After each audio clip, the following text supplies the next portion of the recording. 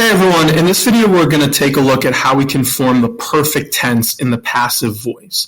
So again, the thing we want to think about here is what do we mean by voice, right? What does it mean to be active or passive? So we've spoken about this in a few videos when we've looked at passive voice, but it's good to do a quick recap here. The difference between active and passive is the difference between the subject doing something or something happening to the subject. So if you were to say, I'm walking the dog, I is the subject and it's an active verb. I am walking the dog, right? I'm the one doing it. That's different than saying the dog is being walked by me. In the second example, the dog is my subject, but the dog's not doing anything, right? Something's happening to it. That's the difference between active and passive voice. And you might be thinking to yourself, well, Mr. C, doesn't that mean the exact same thing?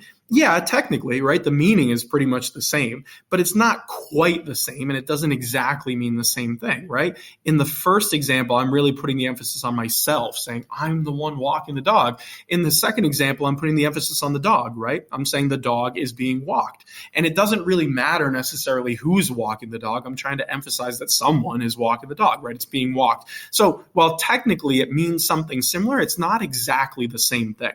So there is a time and place for using active and passive voice, right? Which is important. So like I said, active voice is when you have the subject doing something. So the example here, I'm walking the dog, right? Subject, verb, direct object, pretty straightforward. And the passive voice is when something's happening to the subject, right? They're receiving the action, we might say. And remember, with passive voice, we often use what's called the ablative of agent, right? The ablative case in general. If it's a person, it's the ablative of agent, or it could be a thing. Either way, it's going to be ablative. But in the passive voice, the subject is not doing anything, right? The dog is being walked. That's the difference. So hopefully that makes some sense. Again, just a quick recap of what we're talking about with passive voice.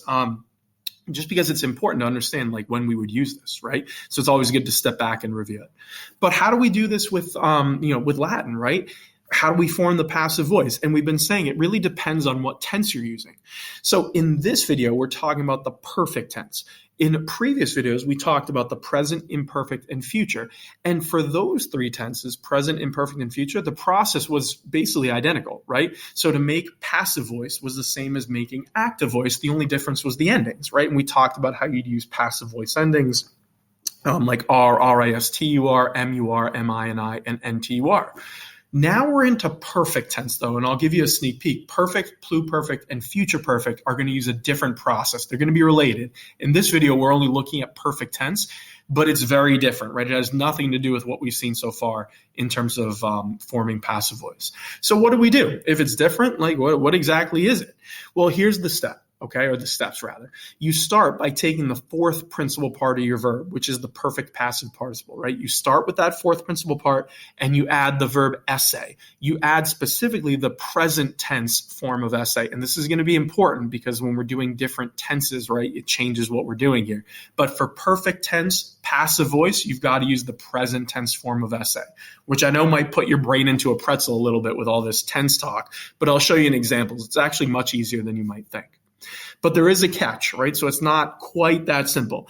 And the catch has to do with the fact that we're using a fourth principal part. So like I said, this is the perfect passive participle, which is an adjective, right? And specifically, it's a first and second declension adjective, meaning it's using the us, a, endings.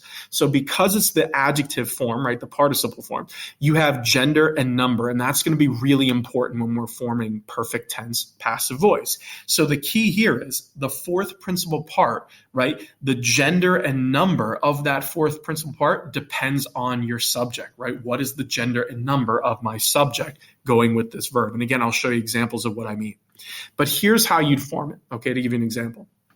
And it doesn't really matter what conjugation your verb is. They're all following this pattern. So conjugation really has nothing to do with it. But if I had the verb portare, which means to carry, right?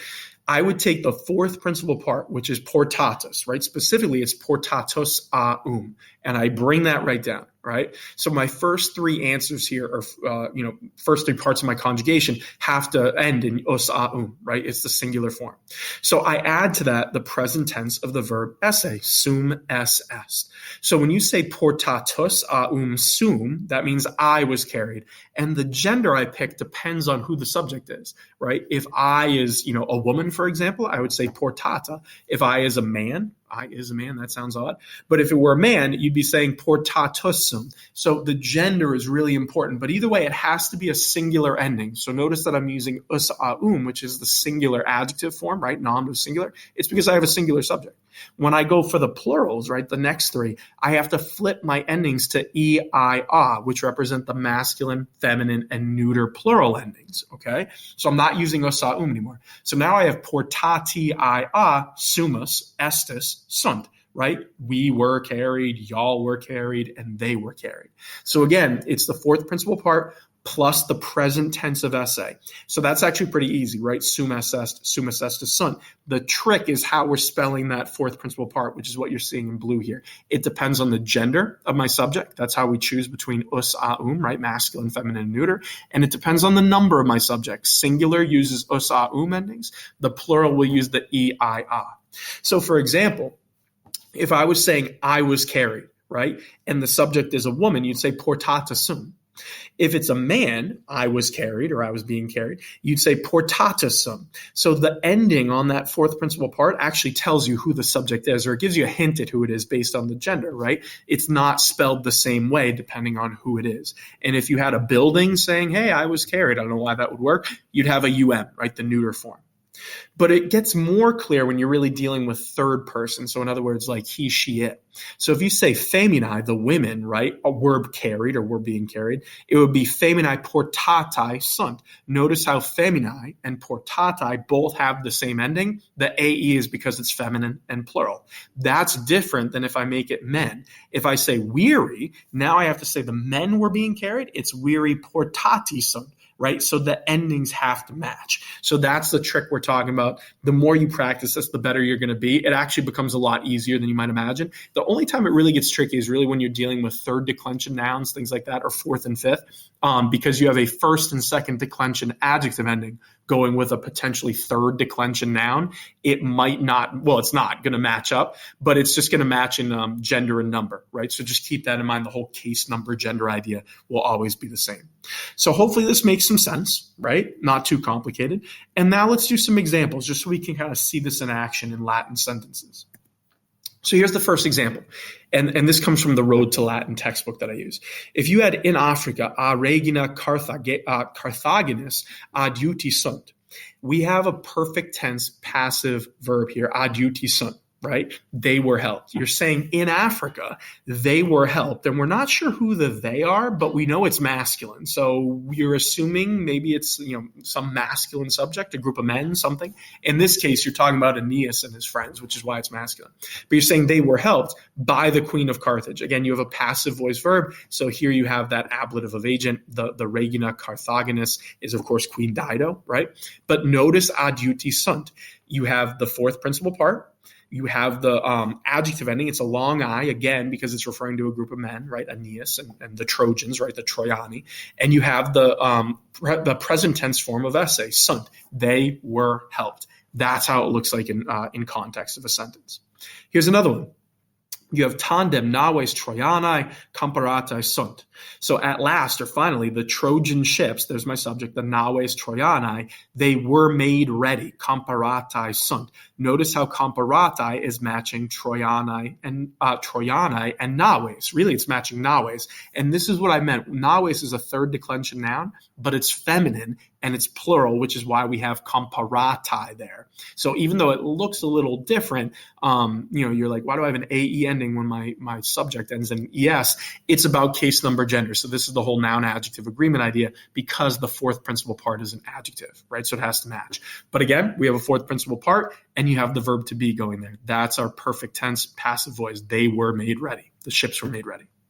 Here's another one. You have Aeneas graviter accusatus est reginam tamen reliquit. So Aeneas was vehemently or greatly graviter accused, right? He was accused. Accusatus est. So here, the fourth principal part is masculine singular because it's referring to Aeneas. That's why you have the US on accusatus, right? He was accused. Then you have, however, he left to the queen or he left the queen behind, right? But accusatus est is really what we're looking at here. It's perfect tense, passive voice. And again, fourth principal part, plus the verb esse, right? Present tense of the verb to be. And you have to make sure the gender of, and the gender and number rather of your fourth principal part matches your subject, right? That's all there is to it. Here's one more. You have Itrom Trojani afatis in mare pulsi sunt. So again, the Trojans, right? They were driven. Pulsi sunt means they were driven in mare, into the sea, by the fates, right? So they get sent on their journey again. Pulsi sunt is your perfect tense passive voice verb. We have a fourth principal part, pulsi, with the verb to be, right? And that verb to be, esse, is in present tense, sunt. It's saying they were driven, right? The reason it's pulsi, masculine, is because I'm referring to Trojani, the Trojans. So those endings are matching each other, right? They're both masculine and plural. They were driven into the sea. So hopefully this is making some sense and you're starting to catch it by those examples. But of course, you got to practice this. The pro tip, as always, go to Magistrula. It's a really great site. I talk about it a lot. I have no connection to it. I don't own it. I don't make it. I'm just a big fan, right? And I use it a lot in my classes. But if you go to Magistrula, you can practice it a couple ways. If you go to the charts button, you can set it up to give you verbs and you'll create the perfect tense passive voice and just rattle it off. You'll conjugate the verbs, perfect passive, and you'll really get used to how this all works and what the endings look like, all that good stuff. The other thing you can do is hit the sentences button and have it set to make you sentences using only the perfect tense passive voice for your verbs, and you'll get a lot of mass repetition. In my opinion, the sentences are better. Sometimes starting with the chart helps just so you can, see it in action and kind of work on your conjugation. But the sentences are always what we're after here. Can you translate and use perfect tense passive voice? Magistrula will be your best friend for this. So I'd highly recommend that you do that. So just to recap everything we had in this video, right? The passive voice, again, is when the subject is receiving the action, not doing anything. You want to make sure that you have that down, right? Locked in. That was kind of the beginning of the video. The perfect passive we're translating as was blanked, right? Someone was something, right? Was carried, I don't know, whatever verb you're looking at. That's the kind of basic form of it. The perfect passive is different from the other ones we've seen. So we've talked about present, imperfect, and future. This is completely different. So for this, to form the perfect tense passive voice, you take the fourth principal part and you add the present tense form of esse to it. Okay, so you're going to have two words happening here. But the key thing is the verb esse needs to be present tense. And you really need to pay attention to the gender and number of your subject. Because remember, the gender and number of your your fourth principal part is going to match the gender and number of your subject. That's what you need to pay attention to. If you have any questions at all, let me know. Put them in the comments below. I'll be happy to help. But otherwise, practice it, right? The more you practice this on things like Magistrula, or if you're using a textbook, grammar problems, whatever it is, the better off you're going to be. And the best way to practice is to read, right? Get out there, read as much Latin as you can, specifically, chapters or chapter stories, whatever it is you're reading that focuses on this. And the more you see it, the more you'll get used to it. You'll be okay. Good luck.